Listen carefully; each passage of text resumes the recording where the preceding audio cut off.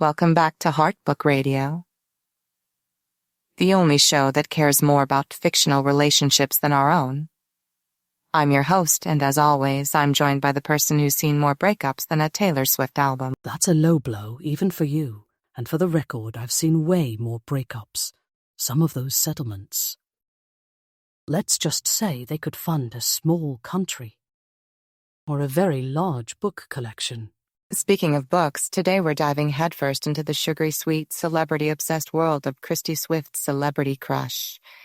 The premise, romance author Emmy Ellison ends up well entangled with her ultimate celebrity crush, TV superhero Jason Connor. It's like fan fiction come to life, except, professionally published. Entangled is one word for it. From what I gathered, desperately clinging to might be more accurate. One reviewer called Emmy borderline stalker-wee. As someone who's dealt with actual stalkers in court, I can tell you that's not a good look. Restraining orders aren't romantic, people. Well, I wouldn't know anything about restraining orders. Never had one. Filed against me, that is, but I do appreciate a good obsessive thirst. It's relatable. In a completely hypothetical, centuries-removed kind of way. Right. Anyway, the book is marketed as fake dating, but the reviews are screaming insta-lust louder than a teenager at a boy band concert. Apparently, these two have all the emotional depth of a puddle. The classic we're attracted to each other, therefore we must be in love trope. It's a tale as old as time. Or at least, as old as the invention of the printing press. Which, coincidentally, was a very good year for me. The problem, according to the Peanut Gallery, and by that, I mean the very vocal online reviewers, is that neither Emmy nor Jason seems capable of having a single coherent conversation. It's all miscommunication and childish antics. I've seen toddlers with better negotiation skills. Communication is overrated. Sometimes, a smoldering gaze across a crowded room is all you need. Or a shared love of blood, oranges. The book is also apparently drowning in social media. It's like the author took every Gen Z trend and threw it into a blender. One reviewer said they felt like they needed a teenager to translate. I, for one, welcome our new overlords. Though I do draw the line at dancing. My bones are... well, let's just say they're not as spry as they used to be. Another recurring complaint.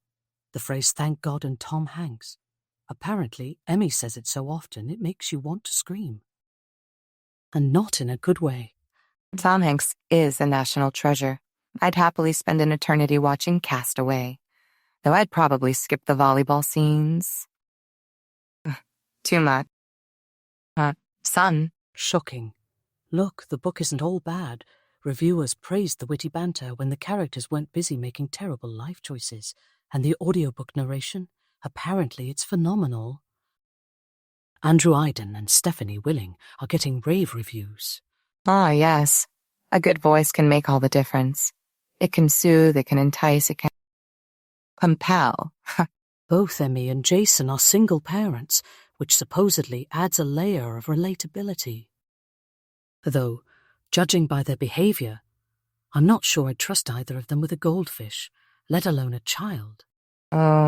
Single parenthood is tough, especially when you're juggling work kids and the occasional craving. One reviewer said Jason's character arc isn't an arc at all.